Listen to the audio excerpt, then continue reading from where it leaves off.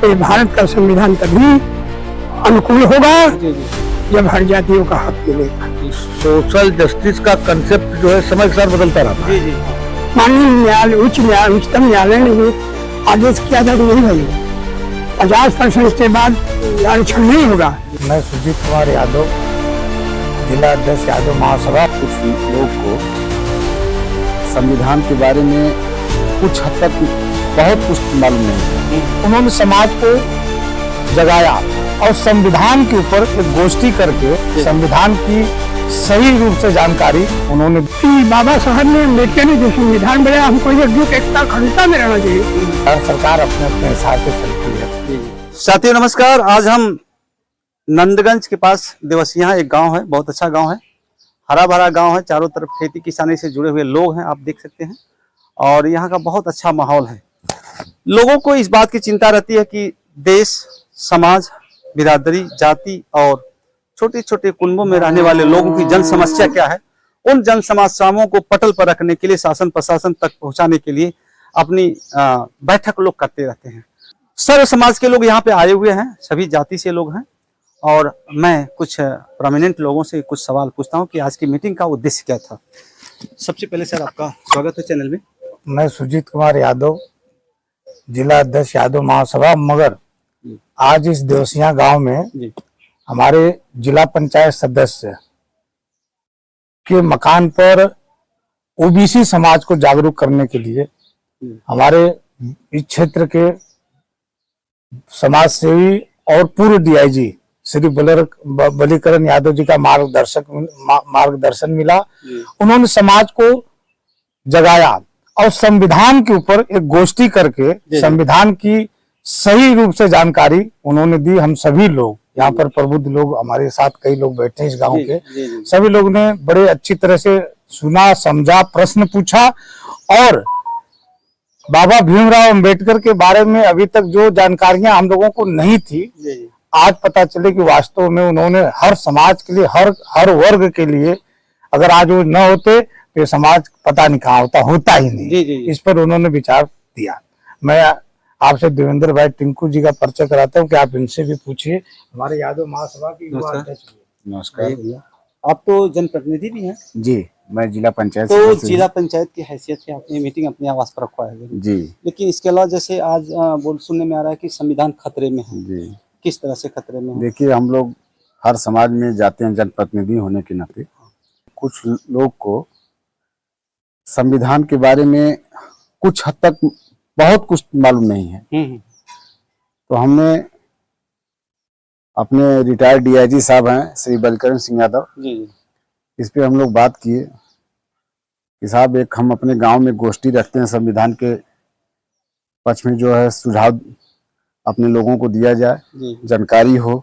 संविधान जिस तरह से आज खतरे में है, संविधान को हम लोग कैसे बचाया जाए, संविधान को कैसे पालन किया जाए, और संविधान के तहत जो हम लोग को ताकत मिला है, उस ताकत से हम लोग अपनी जिम्मेदारी को कैसे उसको निर्वहन किया जाए।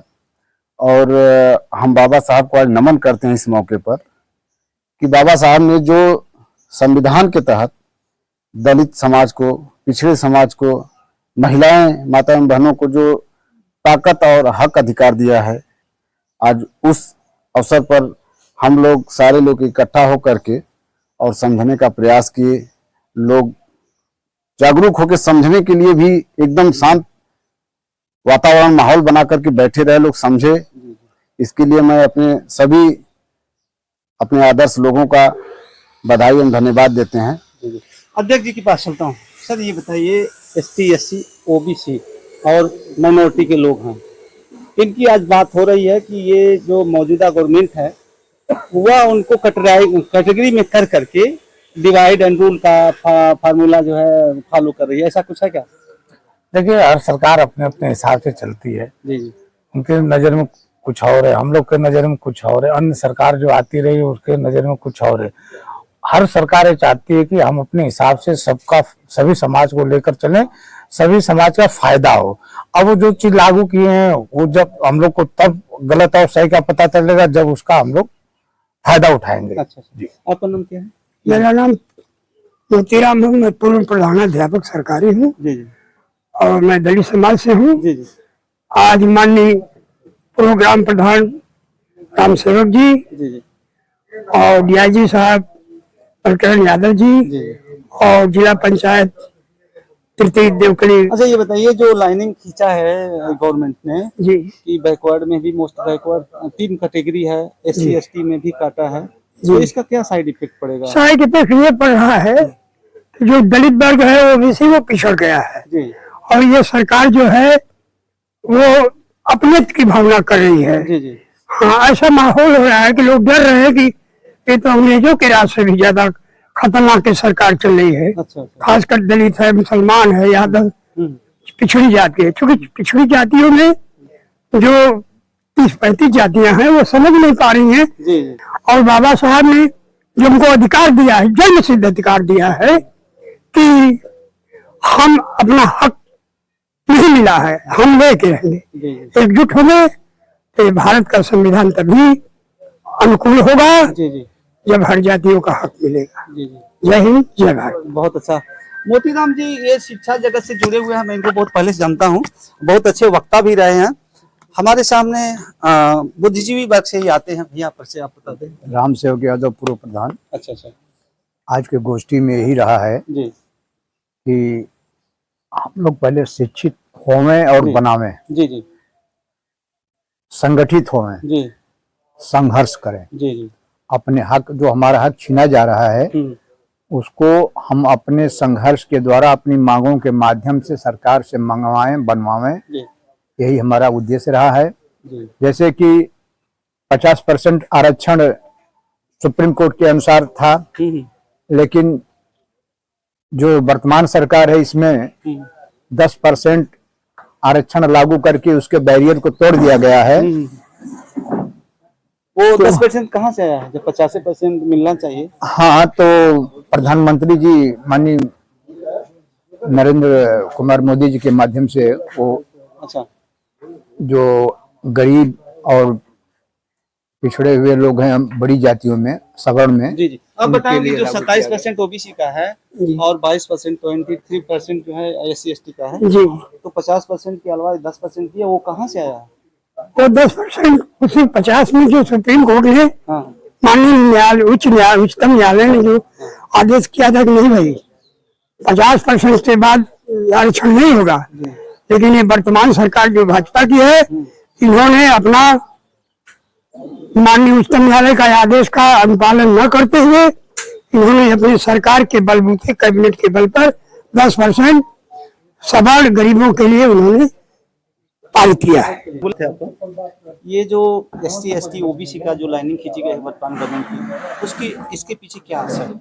कौन सी बसपा लाइन है, मैं समझ आए? ये जो SC ST में कैटेगरी करके किया गया है, 9% जो है एक वर्ग को, 9% एक वर्ग को, 9% एक वर्ग को OBC का, और SC ST को देखिए इसमें जी पचड़े में न पड़ के मैं सीधी बात कहूंगा कि शायद कोई कमेटी बनी थी या कमीशन बना था, मुझे बहुत एग्जैक्टली याद नहीं है। जी उन लोगों ने वो रिप्रेजेंटेशन, जब कोई कमेटी या कमीशन बनता है जी तो उन्होंने पॉपुलेशन देखा होगा, अनरिप्रेजेंटेड या अंडर रिप्रेजेंटेड जी जी कास्ट को देखा होगा, तो वैसे उन्होंने ग्रुपिंग की होगी। जी।